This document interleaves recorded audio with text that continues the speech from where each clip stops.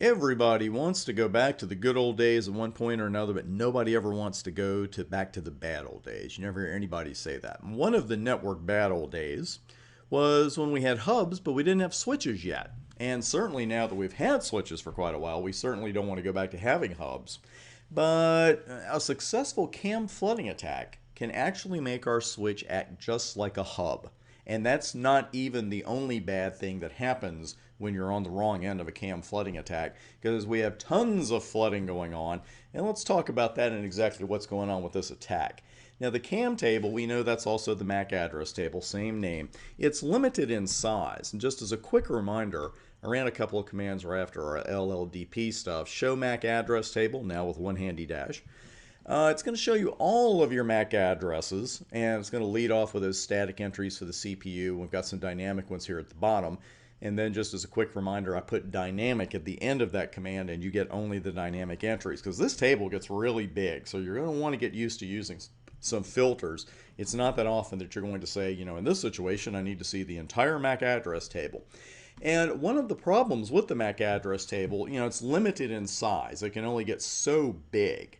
And it's not something we run into, that limit is, when we're just using the switch for legitimate MAC address storage. It's when we have bogus MAC address storage that we get in trouble. And what happens in a cam flooding attack is the switch is just going to get slammed with Ethernet frames containing bogus MAC addresses. And this attack means the table is going to hit its size limit because the new and false entries are coming in much faster than any dynamic addresses entries are going to age out. And this kind of attack actually causes damage at several different points in the network and on multiple levels. Now, the first one is the most obvious. Those incoming frames with the fake MAC addresses, there are going to be thousands and thousands of them, and the switch CPU is going to get overwhelmed because it's got to handle that massive amount of frames coming in. Now, the problem that comes from that is, as the table gets full and then these entries, these bogus entries keep coming in, then you end up with a ton of frame flooding, because the switch is just going to be continually saying, I don't know where this MAC address is, flooded. I don't know where this incoming MAC address is, flooded. I don't know where this MAC address is, flooded. So basically at that point, and Cisco makes this point in several of their PDFs as well, the switch is now performing like a very expensive hub. That's basically what you have then. Then we actually have an issue with the hosts that are connected to the switch, the legitimate hosts, because they're going to get a lot of frames that they weren't getting before this attack. They're going to be getting all those flooded frames, and while it may not overwhelm those hosts, it's still something else they got to do. It's CPU that we have to dedicate to continually handling these incoming frames. On top of that, the flooding itself takes up a lot of additional bandwidth that we weren't using before. And then, obviously, we have a lot of frames flying around our network at this point. And that makes it much easier for an intruder to capture legitimate packets and gather information for future attacks. So not only is this a now attack, it's also a recon attack. This attack causes damage right now, and it's also helping the intruder gather info for those future attacks. So we get clobbered now, and we get clobbered later. An excellent defense against this, though, is port security. We've already configured it. You know all about that. If you need to review it, please do so. Port security is a great defense against a couple of MAC-related attacks, but especially MAC flooding attacks.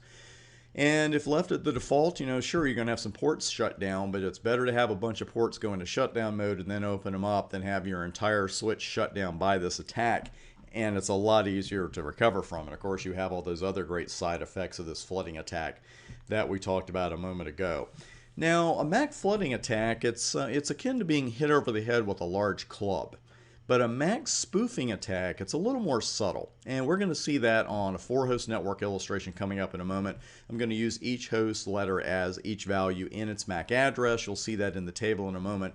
Also notice that I did not label the ports on the switch. I did that on purpose because we'll see them on the table here in a moment. I want to keep the diagram clear because this is not all we're going to have on it. So, 4 hosts connected to a switch, no big deal. And sorry about that. So we've got our MAC address table here for that switch, and you can see the all A's MAC address is off port 1, all B's off port 2, all C's off port 3, all D's off port 4, and everything is beautiful. So We're going to mess that up a little bit now because we have host R now, this pirate laptop. And it has managed to get connected to our switch, and it wants to launch a MAC spoofing attack. And what's going to happen here is that host is connected to fast Ethernet 0/5, and it's going to send frames spoofing host A's MAC address. So we know the deal. The first thing the switch looks at is that source MAC address, and it's going to use the dynamic updating behavior against us, really, because the switch is going to look at that address and say, oh, okay, you know, someone must have moved that host to another port. I don't know what happened. I don't care. But I see the source address coming in now on fast Ethernet 0/5, and I'm going to update my table accordingly. So this is the table we end up with now. And the MAC address of all A's, host A's MAC address, is now found off port 0/5 according to our MAC address table because of the MAC spoofing attack. And now any frames that are destined for what was host A's entry are now going to be sent to the pirate. And this is exactly what happens. Host D sends frames destined for host A, the all A's MAC address. But right now, the switch has that address listed off port 0/5. So they're going to be sent to host R. And that behavior is going to continue until host A sends a frame. Now, if host A sends a frame after this, of course, the switch would look at the source destination and say, oh, okay, you know, they must have moved it again. I'll update my table, and the all A's address will be off 0/1 again. But then host R could do the spoofing again, and we're right back to where we started. In the meantime, though, as long as that entry is pointing towards 0/5, host A is not going to receive any of the traffic destined for its own MAC address. It's not going to get anything. The pirate's getting it instead. And the solution, again, is port security. Learn it, live it, love it. Just as port security helps us fight MAC flooding attacks, it also helps keep a lid on MAC spoofing attacks as well. So again, if you're a little sketchy on port security, been a little while since you saw it, or you just got your CCNA and maybe you didn't watch the port security videos the first time, shame on you. But go back and watch them now, because this is an important feature and it goes beyond the password and the stuff we talked about there. It really does help against MAC flooding and MAC spoofing attacks.